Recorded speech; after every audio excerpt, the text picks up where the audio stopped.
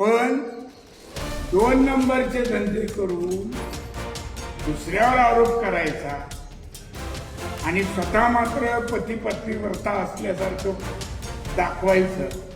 आणि तुमचे मूळ उद्योग काय होते सगळ्या बार्शीकराला माहिती आहे. 3ऱ्या 4थ्या पिढीला हे माहीत झालेलं आहे की तुम्ही काय उद्योग करून पुढे आलेला आहात. तुम्ही काय टाटा बिर्लाच्या घरात जन्म घेतलेला नाही. तुम्ही काय काय उद्योग केले हे दरवेळेस मला सांगायला सुद्धा मला लाज वाटायला लागली. काय काय काय केलं नाही. 24 लाख म्हणून कोण फेमस होतो.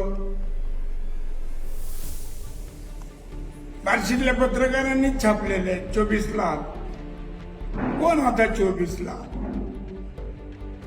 धान्याचा काळा बाजार, मटका, जुगार, हातभट्टी काय केलं नाही तुम्ही आणि कुणावर आरोप करता.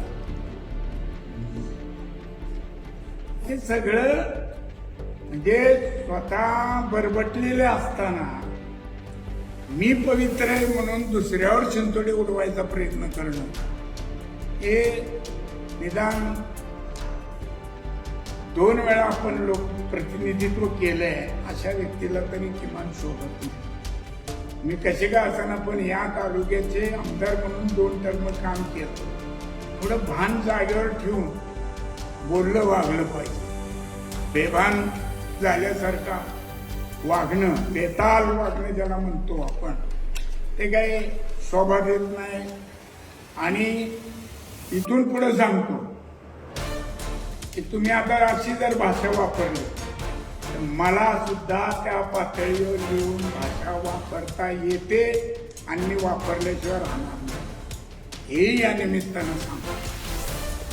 दरवेळेस आम्ही शांत आहोत म्हणजे आम्ही काय साधू संत नाही. आम्ही राजकारणात येत आहोत. आम्ही त्या गावातच जन्म, गल्लीतलाच जन्म आहे आमचा. आम्हालाही सगळे प्रकार माहिती आहेत आता.